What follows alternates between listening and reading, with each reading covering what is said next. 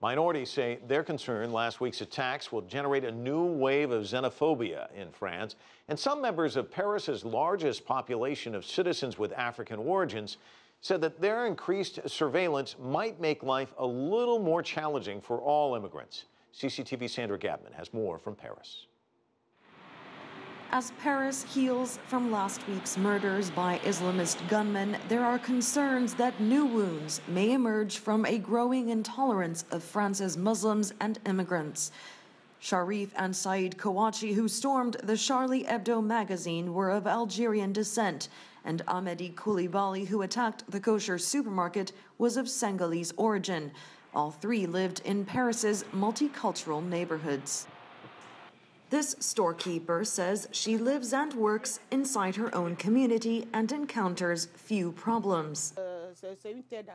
France is a welcoming country. It welcomes all foreigners without exception.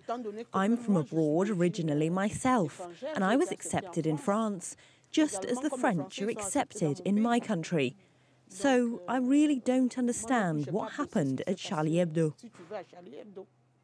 Others, though, are concerned about potential crackdowns and increased xenophobia thanks to the rising popularity of right-wing political parties. It's going to affect the immigrants seriously because, as you've said, the far right thinks the foreigners are the problem that they are facing nowadays.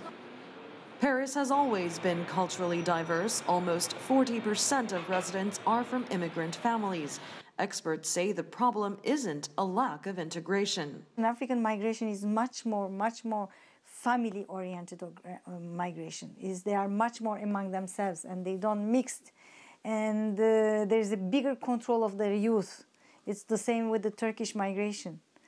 But North Africans are much more you are integrated into society, more you are individualistic, more you are on your own, and this is one of the effects.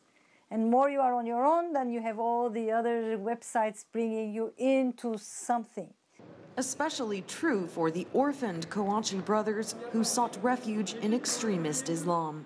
This quiet park, the Bout Chaumont, in the middle of Paris, was where the Kouachi brothers would come to solidify their ideology and receive training. And this very park was so influential in their lives, the terrorist cell they belonged to was named after it. The concern now is that efforts to help the vulnerable people who could be used as tools for terrorism will be matched by increased surveillance of immigrant communities as a whole. Sandra Gathmann, CCTV, Paris.